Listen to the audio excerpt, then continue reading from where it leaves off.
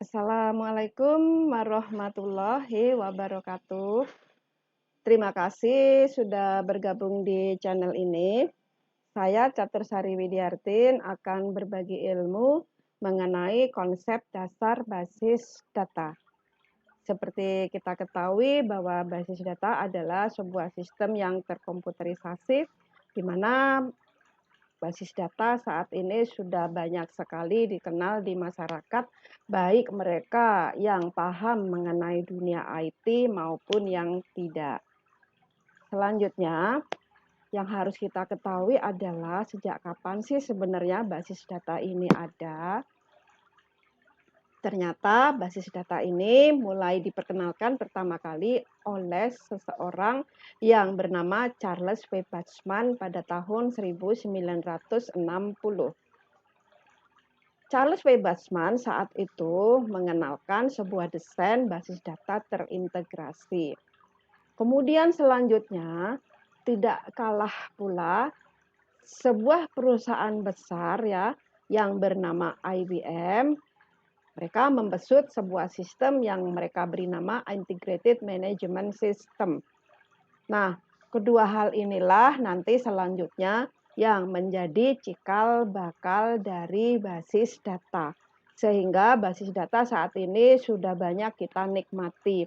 Misalkan kita bisa bermain medsos karena di dalamnya menggunakan basis data.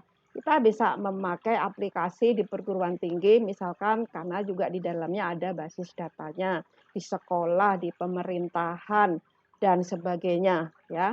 Jadi basis data ini sudah sangat banyak sekali digunakan di berbagai jenis aplikasi. Nah, selanjutnya bagi Anda yang ingin membangun sistem basis data, tentunya apa sih yang harus dipersiapkan ya? Oke, selain beberapa konsep yang harus kita persiapkan, maka di sini hal yang paling utama adalah kita harus betul-betul memahami apa itu sistem basis data. Seperti tadi di awal sudah disebutkan bahwa sistem basis data adalah sebuah sistem yang terkomputerisasi. Maka dalam hal ini, kalau kita ingin membangun sebuah sistem basis data, maka awal kita harus benar-benar memahami apa itu sistem. Ya. Karena kalau kita tidak tahu makna dari sistem, maka nanti pada saat masuk ke tahapan desain basis data, maka desain kita nanti akan salah, akan mengalami banyak sekali kesalahan. Nah, sekarang apa yang harus kita lakukan? Artinya kita harus memahami benar-benar apa itu basis data, terutama apa itu sistem terlebih dahulu ya. Nah, untuk memahami apa itu sistem, maka kita cukup mengetahui 4 kata kunci. 4 kata kunci, 4 jari kita ini ya. 4 kata kunci. Jadi ada 4 kata kunci nanti di dalam sebuah sistem ya. Apa saja 4 kata kunci itu? Kita singkat dengan ORIT. O-R-I-T 4 ya. Nah, sekarang kita lihat satu-satu. Apa itu O? O itu ternyata objek. Kemudian R-nya adalah relasi, I-nya adalah interaksi, dan T-nya adalah tujuan. Nah, sekarang kita kupas satu-satu maksud dari setiap kata kunci ini. Terutama yang pertama, objek. Oke. Kita semua pasti sudah sering mendengar istilah objek. Sering kita menggunakan istilah objek, tapi terkadang pada saat kita ditanya ya, secara mendalam, apa sih objek menurut Anda? Misalkan ya, ini biasanya tidak auto ya, tidak auto menjawabnya ya, pasti memikirkan dulu ya. Ini terjadi karena sebenarnya seseorang tersebut belum paham sepenuhnya apa itu objek ya. Nah, sekarang kita lihat sama-sama apa itu objek ya. Jadi objek itu adalah sesungguhnya sesuatu yang tersaji bagi indera kita. Ya. Kita punya beberapa indera di sini, apapun yang tersaji bagi indera kita itulah objek. Jadi misalkan kita punya mata, jadi apapun yang bisa kita lihat itu objek. Apapun yang bisa kita dengar itu objek, apapun yang kita bisa rasakan itu objek dan sebagainya. Artinya apa? Artinya kita tahu bahwa objek itu ternyata ada di mana-mana, ada di sekeliling kita, ya. Nah, misalkan kita lihat ya, kita sedang berada di laut misalkan. Laut itu objek, kita menatap ke langit, langit itu objek. Kita melihat matahari, matahari itu objek. Kita sedang menyantap berbagai jenis makanan, nah maka makanan itu objek. Kita sedang menyantap buah-buahan, buah-buahan itu objek. Kita sedang berada di tengah kota misalkan ya. Kita lihat ada gedung-gedung bertingkat, itu objek. Kita lihat ada banyak sekali mobil berjalan, itu objek juga ya. Kita lihat ke atas ada awan, itu juga objek. Atau kita sedang berada di kerumunan manusia ya. Nah, itu semua objek. Jadi objek itu adalah sesuatu yang bisa disajikan, bisa dirasa, diraba, dilihat, apapun yang bisa tersaji oleh indera kita. Objek ada di mana-mana, ya. Nah, berikutnya relasi, ya. Apa itu relasi? Kalau ini gampang ya. Nah, kalau relasi itu padananya adalah hubungan atau kaitan, ya. Maksudnya kaitan hubungan apa?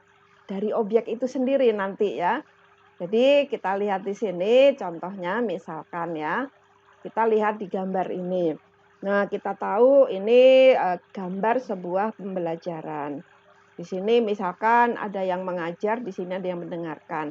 Kalaulah ini sebuah kampus misalkan, maka kita ketahui bahwa di sini ada beberapa objek ya, ada objek dosen, ada mahasiswa, ada ruang kuliah, dan ada juga mata kuliah.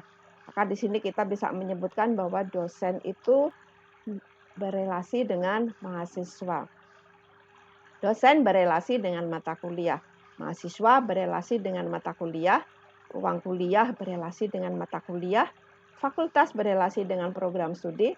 Dosen berelasi dengan program studi. Mahasiswa berelasi dengan program studi dan sebagainya. Jadi itulah relasi. Berikutnya adalah interaksi. Apa itu interaksi? Interaksi adalah suatu jenis tindakan yang terjadi ketika dua objek atau lebih saling mempengaruhi atau memiliki efek satu sama lain. Itu adalah interaksi. Nah, sekarang kita ke contoh ya, tetap memakai gambar yang tadi, kita lihat ya. Apakah di sini ada sebuah interaksi?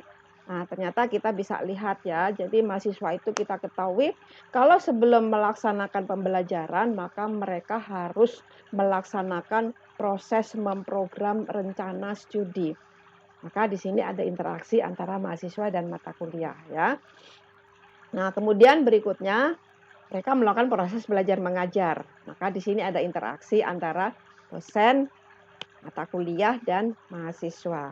Kemudian berikutnya ada proses evaluasi belajar mengajar, misalkan, maka di sini ada interaksi antara dosen, mata kuliah, dan mahasiswa. Itu adalah interaksi. Berikutnya adalah tujuan. Kita lihat sama-sama apa itu tujuan. Nah, tujuan itu juga sebuah kata yang sering kita dengar juga ya.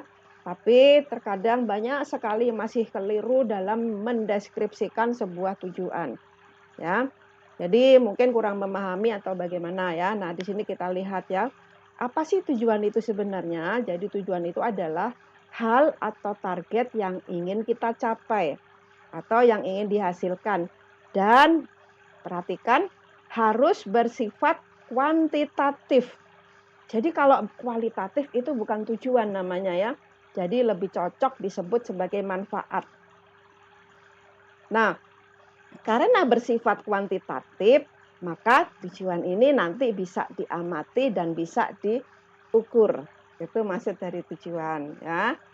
Nah, sekarang kita ke contoh, masih ke gambar yang tadi ya. Oke, kira-kira dari gambar ini nanti apa sih tujuan yang terbesit di dalamnya? Nah, kita bisa lihat di sini ya. Jadi misalkan tujuannya yang pertama adalah terlaksana proses pembelajaran maksimum 6 kali pertemuan. Nah, ini sifatnya kuantitatif ya, bisa diamati dan bisa diukur. Jadi kalau kita menuliskan sebuah tujuan tapi ternyata tidak kuantitatif, berarti itu salah, itu bukan tujuan.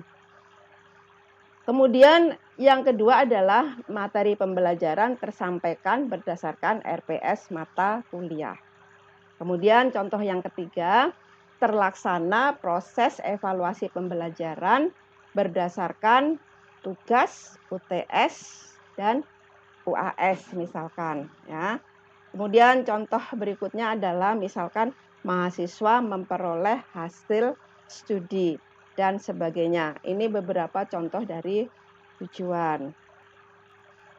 Jadi kalau kita lihat sama-sama ya, kita jadi tahu bahwa oh ternyata sistem itu adalah ya harus memiliki sekumpulan objek, di mana objek-objek itu harus saling berelasi dan juga di sini saling berinteraksi untuk mencapai sebuah tujuan tertentu. Itu adalah sistem. Nah, kita lihat di sini. Ya. Gambar apakah ini? Oke, ini adalah sama seperti tadi tapi suasananya agak berbeda. Ini adalah gambar proses pembelajaran. Kita lihat di sini mahasiswanya sedikit ya. Mungkin ini karena era pandemi jadi dilaksanakan proses pembelajaran hybrid ya. Kita lihat di sini kan di sini ada kamera ya, mahasiswanya sedikit supaya tidak tertular. Nah, pertanyaannya berikutnya, kalau kita lihat di sini, apakah kondisi yang seperti ini boleh dikatakan sebuah sistem? Nanti kita cermati ya. Kemudian ada lagi contoh di sini ada sebuah ruang kelas. Ruang kelasnya sepi, mamring. Mungkin karena tidak dipakai proses pembelajaran selama era pandemi ya. Kemudian pertanyaannya lagi, apakah di gambar ini kita bisa mendeskripsikan bahwa ini adalah sebuah sistem. Yuk kita cermati sama-sama ya. Kita lihat ya, kita lihat gambar yang pertama dulu.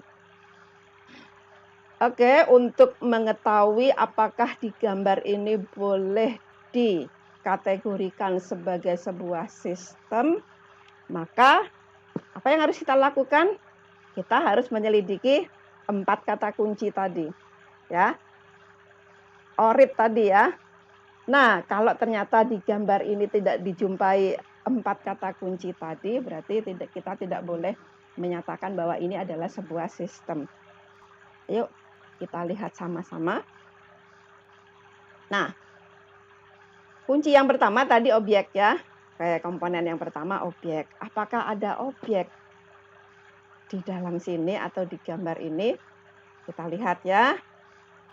Ternyata ada dosen objek ya. Kemudian ada lagi mahasiswa, misal ya. Kemudian ada lagi yang namanya mata kuliah ya. Ini dosennya sedang memberi materi, artinya memberi mata kuliah tertentu ya. Oke, itu objek, ternyata ada objeknya. Kemudian yang kedua relasi. Apakah ada relasi di antara objek ini ya? Di antara objeknya memiliki relasi, kita lihat sama-sama. Tadi kita sudah menemukan 3 objek ya. Jadi tidak semua objek yang ada di gambar ini kita gunakan nanti ya. Karena kan kita lihat di situ ada kursi, ada lantai, ada korden dan sebagainya ya. Jadi kalau gitu objek yang mana yang harus kita ambil ya. Jadi nanti objek-objek yang benar-benar memenuhi kaidah 4 kata kunci tadi ya. Nah, sekarang apakah ada relasi di antara objeknya ini? Kita lihat ternyata ada loh ya. Jadi dosen dan mahasiswa ada relasinya ya. Jadi dosen itu mengampu mata kuliah tertentu, mahasiswanya siapa juga sudah ditentukan. Kemudian mahasiswa mengampu mata kuliah. Di sini mahasiswanya mengambil mata kuliah apa misalkan ya. Nah, itulah yang dikatakan mahasiswa berelasi dengan mata kuliah ya. Jadi pada saat KRS dia akan memprogram mata kuliah tertentu ya. Nah, kemudian di sini dosen dan mata kuliah ya. Jadi dosennya memberi materi tentunya tidak sembarangan ya. Jadi dia memberi materi sesuai mata kuliah yang dia ampu ya.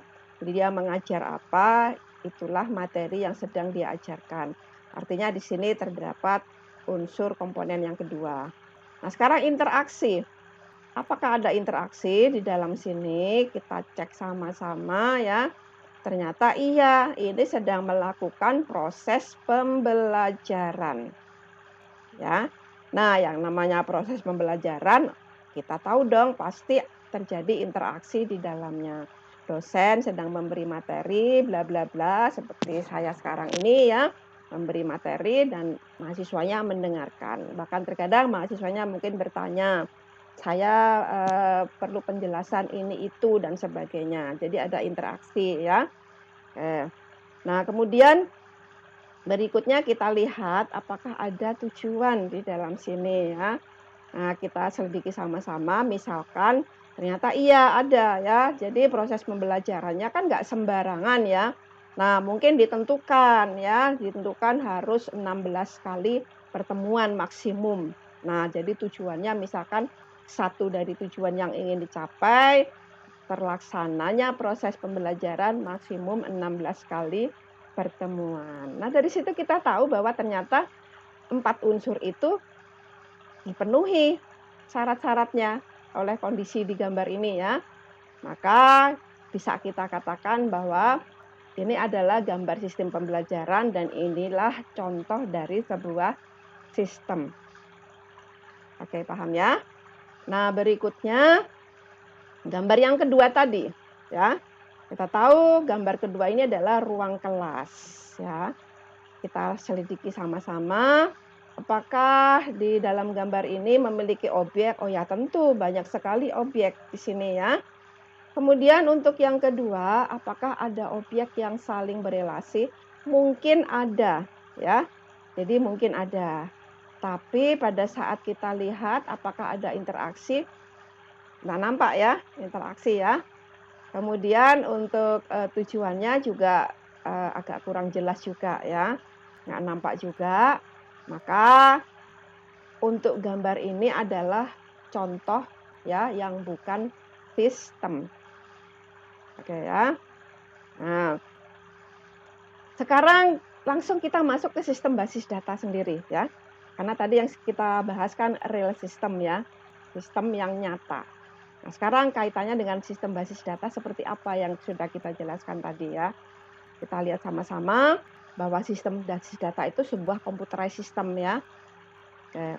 Nah, sekarang apa kaitannya real system dengan computerized system tadi ya? Nah, tadi yang sudah kita bahas tadi kan ORID tadi ya. Ada objek, relasi, interaksi, dan tujuan ya. Itu adalah sebuah real system. Jadi kondisi yang sesungguhnya. Nah, sekarang real system itu kita ingin buatkan computerized systemnya atau kita ingin implementasikan atau representasikan ke dalam sebuah sistem basis data. Kira-kira bagaimana nanti kaitannya? Oke, ternyata adalah istilah objek ini nanti kalau sudah menjadi computerized ya, computerized system ini berubah menjadi sebuah data. Karena computerized system ini kan mengolah data nanti ya. Oke, jadi objek-objek yang sudah kita dapatkan tadi akan menjadi sumber data bagi sistem basis data nanti. Kemudian relasi tetap ya, interaksi tetap, kemudian istilah tujuan juga tetap. Sehingga dari sini kita bisa tahu ya. Jadi kita bisa memahami sepenuhnya ternyata apa sih sistem basis data itu. Jadi kita cukup sama-sama 4 kata kunci tadi ya. Kalau tadi real sistemnya tadi ORID ya, objek, relasi, interaksi, tujuan. Tapi kalau sudah masuk ke sistem basis data, maka kita jadi DRID. Ya, data, relasi, interaksi, tujuan. Jadi kalau ditanya apa sih sistem basis data? Sistem basis data adalah sekumpulan data yang memiliki relasi, saling berinteraksi untuk mencapai sebuah tujuan. Oke. Nah, sekarang kita masuk ke bahasan dasar awal membangun sistem basis data. Sudah paham betul apa itu sistem basis data? Bukan hanya sekedar dihafalkan ya, tapi memang benar-benar memahami ya. Nah, dasar awal membangun sistem basis data yang pertama tentu saja kita harus menentukan enterprise terlebih dahulu, ya. Enterprise nanti bermacam-macam, bisa kampus, sekolah, pemerintahan, perusahaan, supermarket, transportasi, perumahan, pertanian, dan sebagainya banyak sekali, ya. Setelah kita menentukan enterprise, maka berikutnya kita tentukan target atau topik, ya.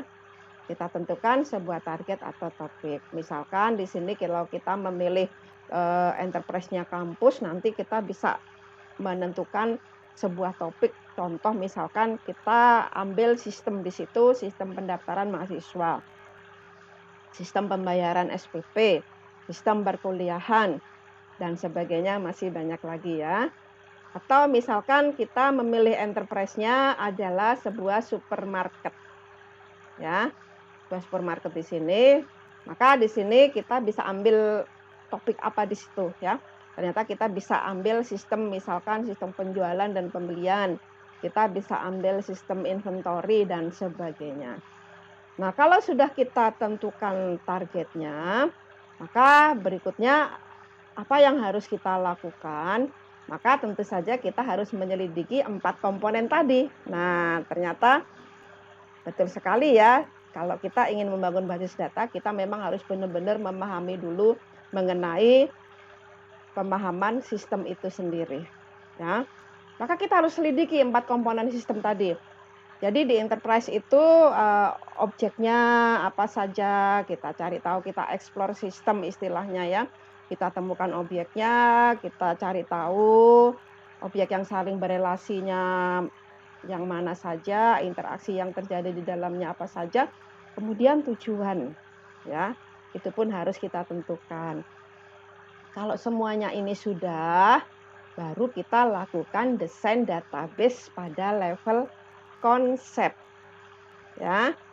Oke, jadi kita tahu karena dasar kita tadi masih ORIT ya, jadi real system, kemudian kita desain database pada level konsep, artinya apa? Artinya desain database pada level konsep ini menggambarkan real system di dalamnya, ya. Nah, cara menggambarkannya nanti menggunakan sebuah diagram yang bernama entity relationship diagram. Jadi nanti gambarnya seperti ini ya, konsepnya untuk membuat entity relationship diagram. Jadi sampai sini kita sudah punya desain database ya. Cuman seperti kita ketahui bahwa apapun kita itu orang IT, apapun yang kita bangun itu kan sesuatu yang virtual. Beda dengan sesuatu yang real ya. Nah, karena sesuatu yang kita bangun itu virtual, maka kita dalam membuat desain itu tidak hanya satu tahap selesai, tapi melalui 2 tahap ya. Kenapa? Karena di sini kita ketahui tadi bahwa ER diagram itu kan menggambarkan real system.